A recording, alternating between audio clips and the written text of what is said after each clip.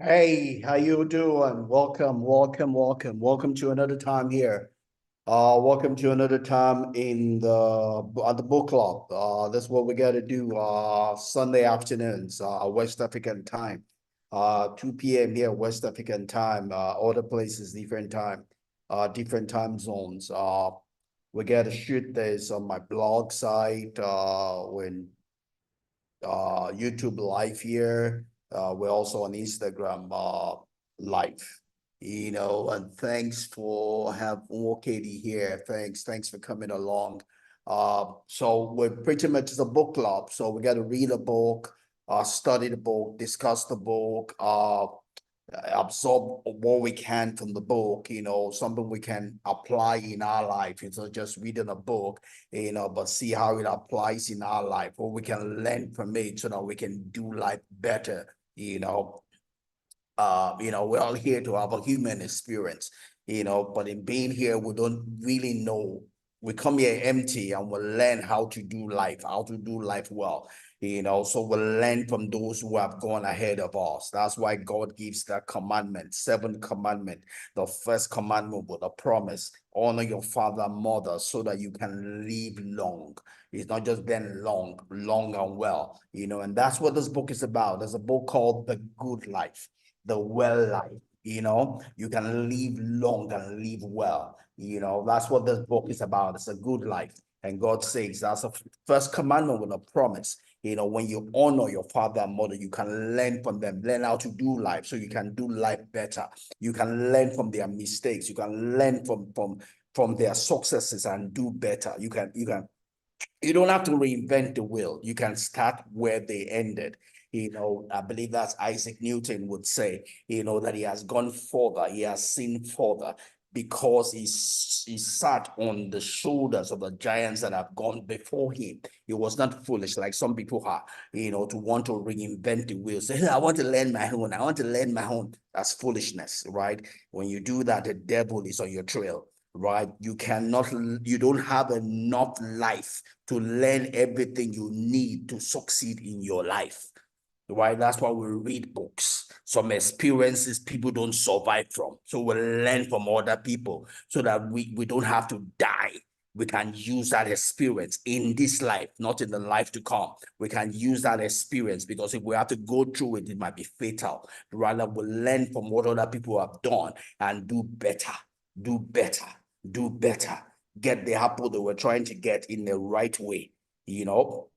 And that's what we do when we come here in the book club, right? And this is our sixth book in the series, The Good Life, right? We've read five other books. This is the sixth book we are, and we've been reading this since July of last year, right? The first Sunday in July of last year is when we started, and it's looking more like we're gonna be done with this by June, July.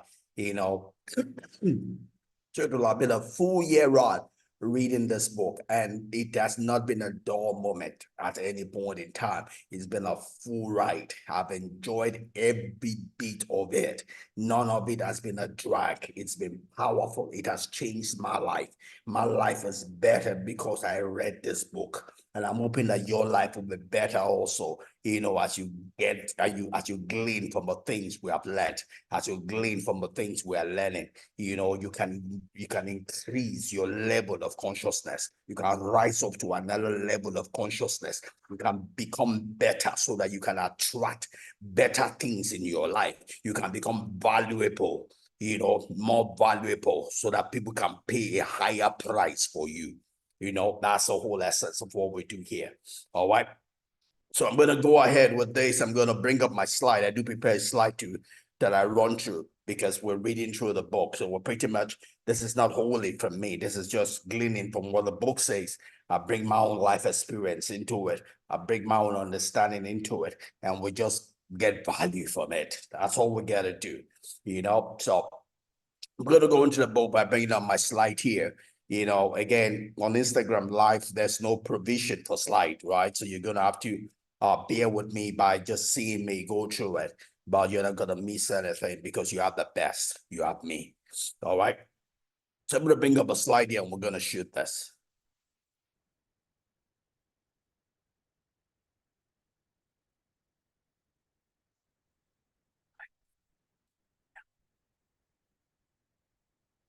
Alrighty, so if you're in YouTube Live, Facebook, later on, wherever, you're probably gonna see the slides. And on Instagram Live, you just got me. You know, again, it's a book we're trying to do. Is written by two guys, Robert Waldinger and Marc Schulz, right? They used to be elites at the Harvard School for the study of human development. This is 85 plus years study they've been doing, and what they've been looking at is what makes for a good life, what makes for a long life, and a well life. We're looking at the longevity of life and the breadth of life, living long and well, long and well, long and well, long and well, long with long seasoned, right? It's not that you're living long and you're living like a vegetarian, something that you are not enjoying life. It's about getting the best of the human experience, getting the best of the reason why we're here, being fulfilled in life. That's all. That's what they've been doing the study. And the conclusion of the study is that what makes for a good life is relationships. Is relationship. It's having the relationship, the right relationship in the different facets of your life, and being able to enjoy those relationships. It's having those relationships, and those relationships being healthy, life-giving, rewarding relationships, right?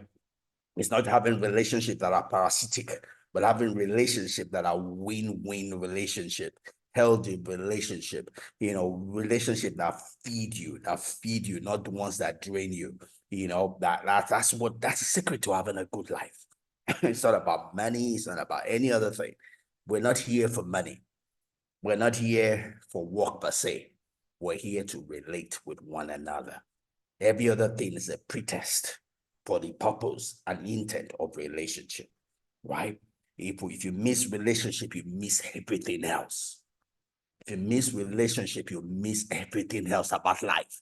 Because that's the reason why we're here, is to relate with one another, right? It's not to go to church, it's not to go to work, it's not to do anything else, but to relate.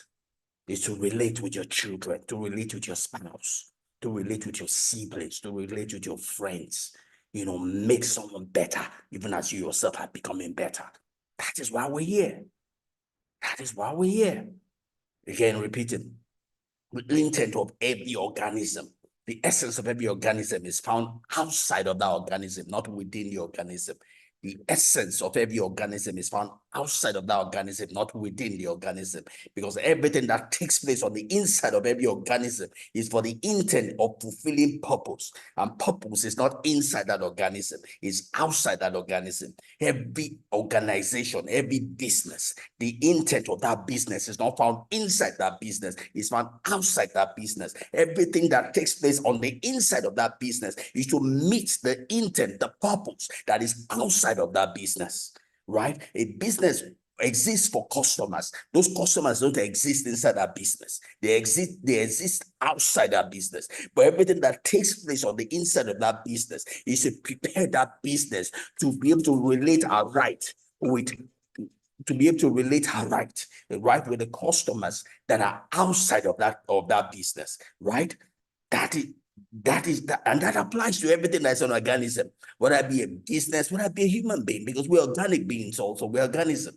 We ourselves are an organization, right? It is a parallel, it's a truth that is parallel wherever you put it, right? Everything that takes place on the inside of you should prepare you, right, for the things that are outside of you, because your purpose, your purpose, your essence is outside of you, right? So people miss it when they think that their essence is inside of them. Like some churches, they just live for themselves. Then they become relics. They go out of existence. Even some businesses, they're just about themselves. They are no more today, right? When you don't understand your essence, when you don't understand your purpose, you're going to become a relic. You're not going to be fulfilled, right? To be fulfilled, you need to understand why you are here. Why you're here.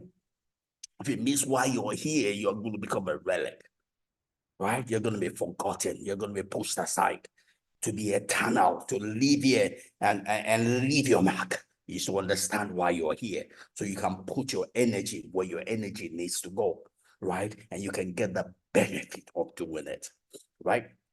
So that's what they've done in this study. They've been doing this study for more than 85 years, you know, looking at real life examples, looking at one generation after the other, you know, and testing the theory, testing the paradigms, you know, and seeing it being practiced, you know, in real life situations, right? And that's what they captured all together in this book, you know. And like I said, we've enjoyed doing this from July.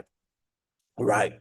We've enjoyed doing this from July. So this is April, we're closing. So we're already 10 months doing this. You know, we'll probably have another 2 months and we'll be done. You know, be a full year doing this, and we've enjoyed every bit of it. And I'm looking forward to our seventh book, you know, and I'm just praying and hoping that will be just as powerful, as full, as rich as this one has been. All right. So we're gonna hopefully do this today, and next week Sunday I'll be done with chapter 9. You know, the title of chapter 9 is The Good Life at Work. The Good Life at Work. The Good Life at Work. You know, chapter 8 was The Good Life in a Family Setting. You know, Family Matters. That's what chapter 8's title is. The Good Life in a Family Setting. Now we're talking about a type of family. It's a family that we have in the workplace. You know, some people don't see it like that, but it is. When you're in your workplace, it's a family. Something ties you together. Something brings you together. You know, you might not necessarily like the people because you don't decide on who you get brought together, you know, but it's up to you to make the best of it. So we don't decide the cards life plays us. Life chooses those cards. It's up to us to make it work. We don't decide which parent we get born onto. It's up to us to make it work. We don't decide which siblings we come with. It's up to us to make it work, right? You know, and so in the workplace, for whatever reason, you've come to this workplace and you have different people that you're working with. For most of us, the biggest part of our life is spent in the workplace, right? Why would you let that be a waste? You know, it's up to us to make sure that this part of our life is not a waste. Because if you let it waste, that's a big chunk of your life that you just allowed to waste, right? If you're going to have a good life, you need to arrest, you need to exploit even this part of your life in the workplace. I enjoy it, you know, I look forward to sharing this because I enjoy it every day. You know, ask those that work with me, I just enjoy life. I enjoy life, you know, I enjoy life. Beautiful people I get to work with. You know, not everybody is that cooperative. There are demons also, you know, but I have a lot of angels also, you know, so it's up to me to know how to deal with the demons, you know, who refuse or who want to take away the joy in the work, you know, and also not because of them miss out the angels and not it's up to me to use those cards well, make it work for me. I cannot change individuals, but I can change myself, right? I cannot change individuals, but I can change myself. I can adjust myself to make sure that someone does not spoil my work life, right? You too can change yourself. You too can adjust the way you relate so that people don't spoil your work life, so that you can have a good life even in the workplace, right? That's what we're going to be sharing this time. Hopefully we'll do it this week and we'll finish it next week. All right. So let's go ahead. So it's a good life at work, the good life in the workplace. That's what we're going to be sharing here, you know. And the whole other chapter carries, you know, this code, this overarching code. It says, judge each day, not by the harvest, not by what you get from the day, right? Don't judge each day by what you get from the day. You know, it's like we talk about healthy relationship. A healthy relationship is not one you go into because of what you can get. You go into it because of what you can give. It's what you can give, not what you can get. That's a healthy relationship. You know, if you go into a relationship because of what you can get, you're gonna get disappointed. I can assure you that. You're gonna get disappointed. The reason we're going to a relationship is because of what we can give, not what we can get. But it's a paradox, because what keeps that relationship together, what gives it life, is what we get, not what we give. But we have to give to get. We have to sow to harvest. So the biggest thing and the most important thing about each day of our life is not as much as the harvest, is the seed we sow. It's a seed we sow, because our sowing seed puts us in control, right? Our harvesting, we're the mercy, we're the disposition, we're the control of someone else, you know. But when we sow seed, then we begin to determine the direction, the trajectory of our life. We begin to determine the direction and the trajectory of our life. You know, when we sow seed, we are determining our tomorrow. We're beginning to create, design the future that we want, right? We don't, by harvesting, you are not doing anything. You are, harvest is as much as a reaction. When you sow seed, you are responding.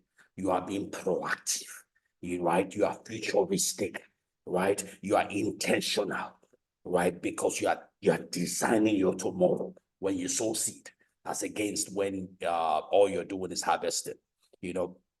So this quote by William Hutto Ward says, "Judge each day not by the harvest you reap, but by the seed you plant, by the direction you are giving to your life, right? By the direction that you're giving to your life. Don't judge your life by the wind that comes. Judge your life by the sail, the direction, the sail the way you are directing your sail to harness the wind of life, right? It's not the wind that is important, it's your sail. What are you doing with your sail? How are you adjusting your sail? Because that will determine, you know, the direction of that you go. That will keep you from being at the mercy, you know, of the wind, right? So you don't judge life by the wind, you judge life by the sail, right? The direction, your handling of the sail, right? So, and that's going to be an overriding, you know, quote, you know, it's wisdom, you know, as we talk about good life in the workplace, right? You know, another take quote, you know, taken from the book says, "We may not always get to choose what we do for a living." Something, you know, I know we all have those big desires, you know. It's just like, it's good to make plans, you know. It's good to make plans, but you know, as a great Field Marshal once said, you know, he said, you know, great plans, you know, but they don't go beyond the first touch, the first impact at the war front. Because it's good to have plans, but then when you get to reality, you need to be ready to make adjustments, you know, to fit in to the reality on ground. It's just like we talk about investment. We say yesterday's investment yesterday's profit does not guarantee today or tomorrow's results, right? They're an indication of what can be, you know, but you have to always be ready to make adjustments to reality, the realities you meet in the real world, right? You have to be ready to adjust your sail to the wind that you meet when you start sailing. You know, you seen all the forecasts about the wind, you know, but you don't leave and be stuck in the past, right? When you get your boat out, you have to be brutally honest with the wind that you're seeing and adjust your sail to be able to handle the wind that you are seeing, not the wind that was forecasted, right? So we may not always get to choose what we do for a living, but making work for us may be more possible than we think. Making work for us, making work for us. That means that it's possible that work will not work for us. It's possible. You know, I got back from cross posting in 2016, and I got back to an hostile, harsh environment where some people thought because they had positions, they could clip my wings. You know, unfortunately for me, there were people I trusted, so I did not catch what they were doing immediately. In my trust, I was very innocent. I even thought it was someone else that was doing it, whereas the person that was using that person was supposed to be my friend, right? But I could not adjust because I trusted him. I could not see him doing that, right? This is 8 years after, and I see clearly. And I call that person a devil incarnate, a devil, devil, devil incarnate, for the way his mind is that dark. Sorry, but I was just talking 2 days ago on the WhatsApp chat, and I was saying, why does the person even go to church? Because it's a devil. And I look back to years I've known the person, and this person has just been the same. And you have people like that in the workplace who are just about themselves, who just want to lord it over you. They've got positions that they want every other person to be subservient to them. They want to control every other person's life. They want to fit every other person into their small box. Because they are small in their mind, they see every other person as a contender to their strength. These are the first people that are going to blame politicians and say politicians are not doing well. But in their small little authority, small little position they're giving to them, they are worse than the politicians. Worse than the politicians. Worse than the politicians. Right? And those might be the same people that you have to work with. And I'm going to tell you from my experience, you can still overcome in the midst of that. I didn't do well when in 2016 to 2018. I didn't do well because he hit me the wrong way. You know, I was expecting that this would be my friends. You know, I'm just coming from a place that worked foreign. And when I was foreign, I had all my guards on. I'm away from home. You come home and you think that you're home. You're supposed to be with people that help you, people that love you, people that are supposed to care for you. And those were the devils. Away from home, you are the angels. Home, you are finding devils. Devils. I dare to call them devils. And this is in a public place. They will listen to it and hear it, or someone will tell them, you know, because it's true.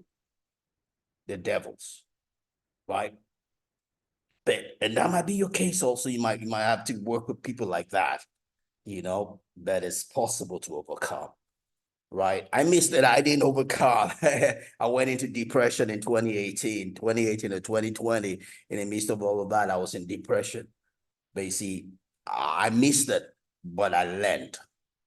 You don't have to reinvent the wheel. You don't have to make the same mistake that I made. You can do better than I did. If I have to do it again, I'm going to do better because I've learned. I've gone through the stream of life. I gained wisdom by going through it.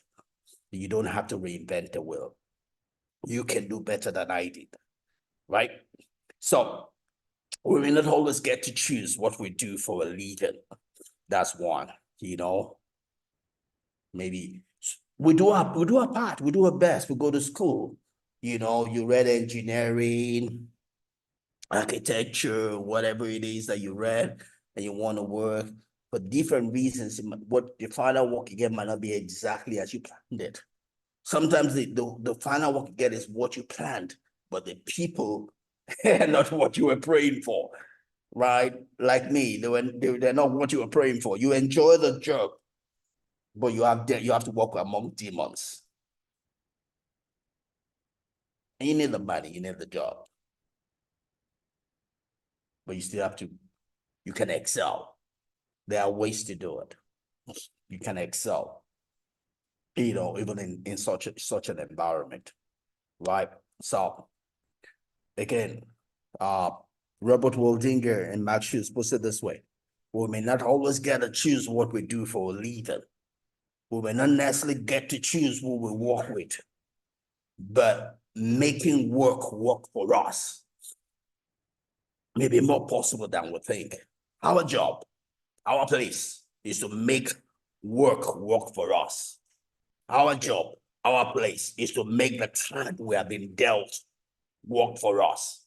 It might not be in our position to choose the card that life deals us, but it is our place, it's our responsibility to make the card that life deals us work for us. No other person is going to do that for you. No other person is going to do that for us. It is our responsibility as human beings, put here by God, to use the card we have been dealt. Not the card we have not been dealt. Not the card we wanted to be dealt. But the card we were dealt. We have been dealt. The cards in our hands to use it well. Nobody's going to give you another card. It's a card you have been dealt that will get you to the destined place you are supposed to go. It is a card you have been dealt that will get you to Canaan land. Don't be like the Israelites. They were always talking about the onions in Egypt. Those onions were not going to get them to the Canaan land. It was the cards they were dealt. It was a lack of water. It was the bitter water. It was the Red Sea. It was a difficulty. It was a lack of food. Those were the cards that were going to get them to Canaan land, not the onions, not the garlic they left in Egypt. Don't live in your past. Live in your present. Your past will not get you forward. Your present is what will get you forward. Everything that you don't have, you don't need. All that you need is what you have. The way to get to from where you are to where you're going is what you have, not what you don't have. Use what you have. That is what you need. What you don't have, you don't need. The Lord is my shepherd. I shall not want. I shall not want. Another ancient wisdom, he says, godliness with contentment is great gain. Replace godliness with any other thing you want to put there. Workplace, a job, a living, an environment, a situation of life with contentment is great gain. Contentment is a catalyst to help you get the best of that week you are in. Put it another way. Another ancient wisdom. The 10th commandment. Thou shalt not covet. Thou shalt not covet. Covetousness is idolatry. Covetousness is negative energy. Covetousness will disempower you, not empower you. Covetousness robs you, does not enrich you. Right? The way to make it in life, the way to overcome whatever circumstance of life you find yourself is not by coveting, is by being content with that which you have. Is by being content with that which you have. That which you have might not be what you want. It might not look like it, but that's what you have. Appreciate it, accept it, and make the best of it.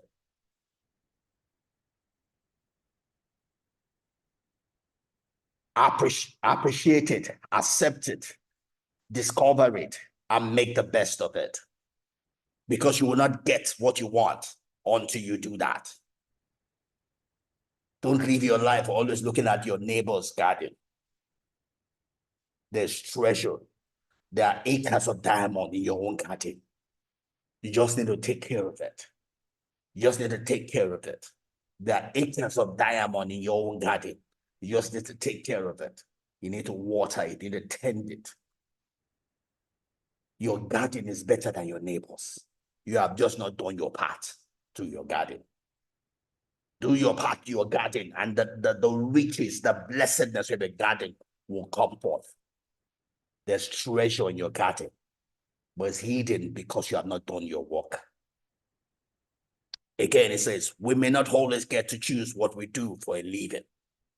We may not always get to choose the people we'll work with, but making work for us may be more possible than we think.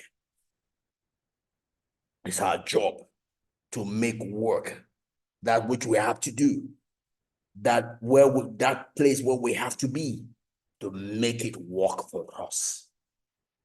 To make it work for us. You know the secret to poverty?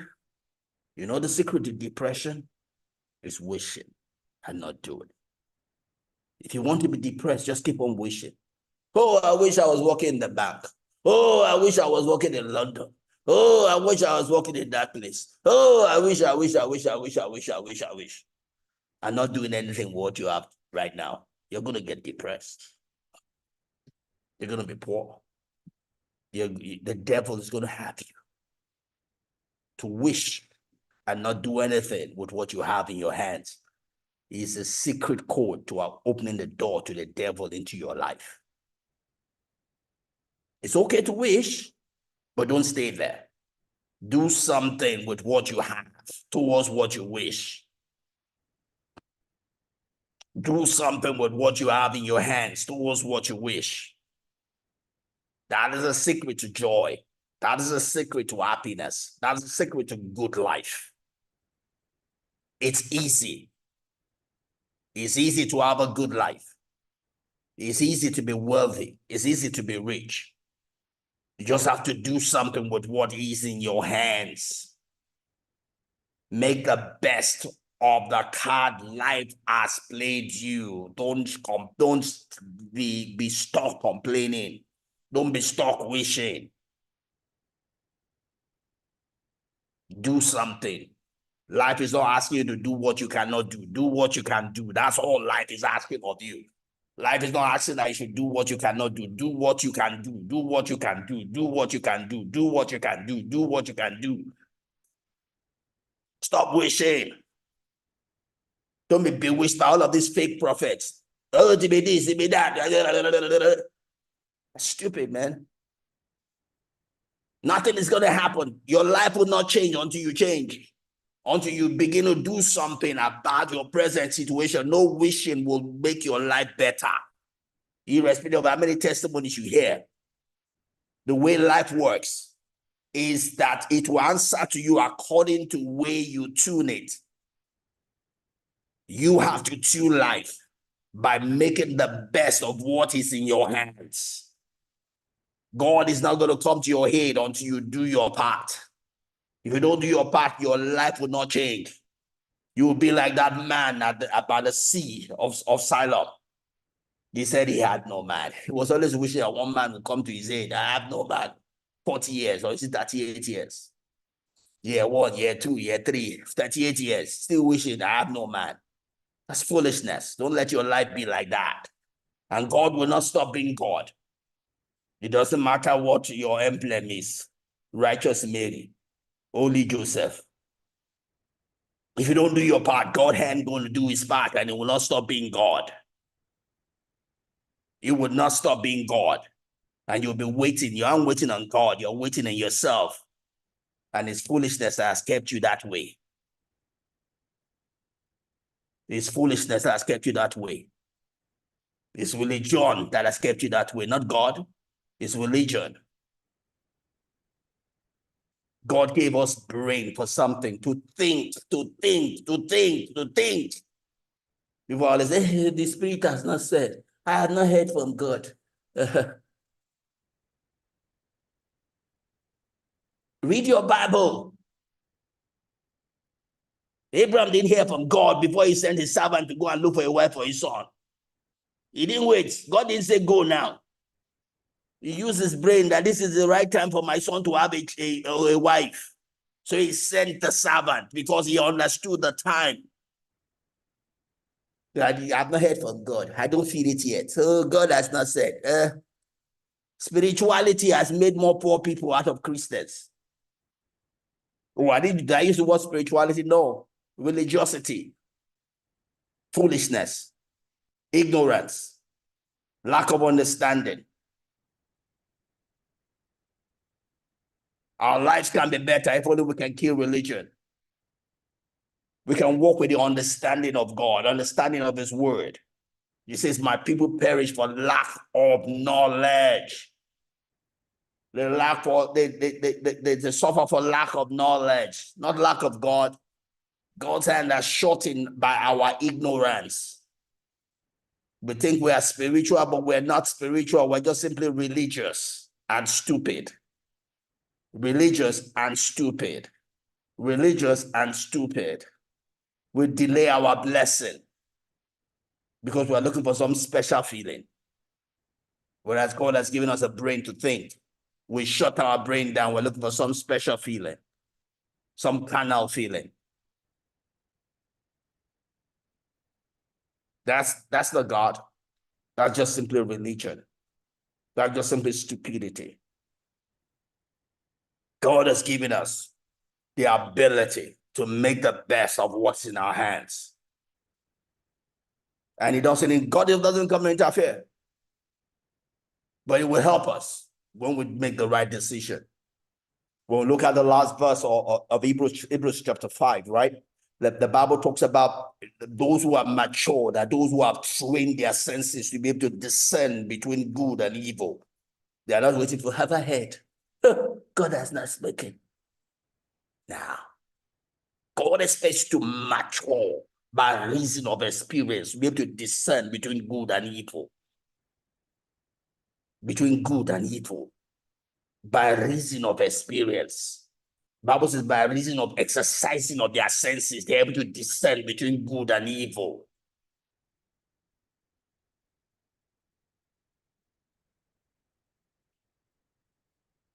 So we might not be able to choose the circumstances of work. We might not be able to choose the circumstances that we find ourselves around, but we can make it work for us. We can do something about it. We can pray for wisdom. We can pray for guidance. We can do what we know. We can ask questions, right? Because it's all in our hands to make what is in our hands work for us. We don't have to be at the mercy of it. We don't have to be oppressed by it. When God spoke in, I believe it's Genesis 1:28, it says, he says we should have dominion. He spoke concerning everything we face in life, including circumstances and situations. Circumstances and situations. We're supposed to have dominion. The way you have dominion is you can do what you can do about it. You are not at the mercy of circumstance of life. You are not at the mercy of situations of life. When life happens to you, you assume that you planned it. You planned it and begin to do what you would have done if you planned it. Don't be at the mercy of life happening to you, because life has happened to you. Your life must not stop. If your life stops, God will stop also. God will wait till you are ready to move forward. And because life has happened to you, shut down your life, God will also stop and be waiting for you. 1,000 years before God, just like one day. Whereas your own life is spending. God is eternal. You are living in a temporal life. Because life has happened to you, shut down your life. That's not having dominion. Having dominion is life has happened to me. I still rise above it. I rise above it. I assume I planned it. If I planned it, what will I do next? Begin to live my life as if I planned it. That is my way out. That's the quickest way out of life happening to you. And I tell you that from experience. I am 57 this year. So I have seen life. I know that. Like Hebrews 5 would say, I know that by reason of exercise. I know that by reason of exercise.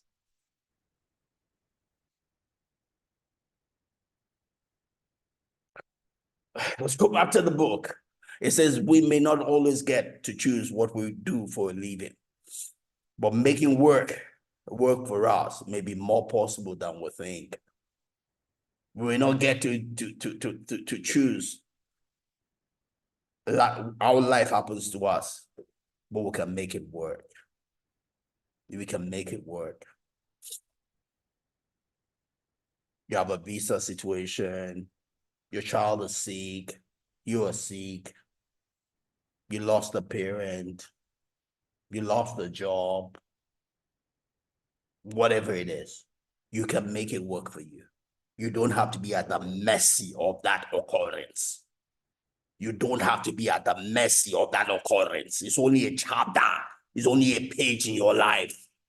It's not the whole book of your life. Your life is bigger than that occurrence. Your life is bigger than that occurrence. It's only a page in your life. Don't stop at that page. Move on to the next page. Don't let that occurrence stop you. You are bigger than that. You are bigger than that. You can make it work for you. To other people, it was a calamity. To you, it is an incentive to succeed. It's an incentive to become better in life. It's a wake-up call to life for you. All things, without exception, all things work together for good. All things, without exception, all things work together for good. That's why we can give thanks in all things.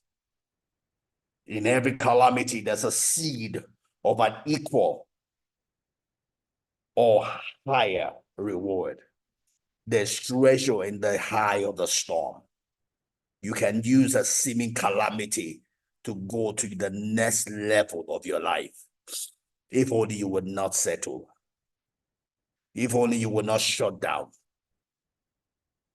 You can use that seeming calamity to move to the next level of your life. That is God's expectation. When God saw it coming, he allowed it because he trusts you that he can use it to go to the next level of your life. Don't disappoint God. Don't shut down your life. Don't be at the mercy of that occurrence. You can do better than that. You can do better than that. God believes in you. I believe in you. Believe in yourself. You can do better than that. You can rise to life. You can rise to life. I'm not going to go beyond that today, right? That's my word for you, even as we close April and go to May. You can do better than life. Don't be overcome by life. Overcome life. Don't be overcome by life. Overcome life. Overcome life with good. Overcome life by the person that's on the inside of you, the you that is you. You might not be in control of what happens to you, but you can make it work for you. You can use it. You can use it as a seed. You can sow it for the harvest that you want. You can sow your calamity for the harvest that you want. You can do something with it.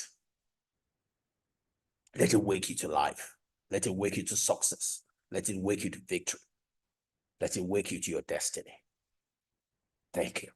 Thanks for spending this time with me. I'm not going to go. I know I debated about what we want to talk today. We're supposed to talking about a good life at work, but this is at work. Our life is work also. So I've gone away. I've only just done one quote and I've done all of this, but I'm going to stop here because I believe that this message is for someone. Someone needs this out there. Someone needs this out there. Take it. If you're looking for a sign, this is the sign. Wake up to life. Don't let depression have a best of you.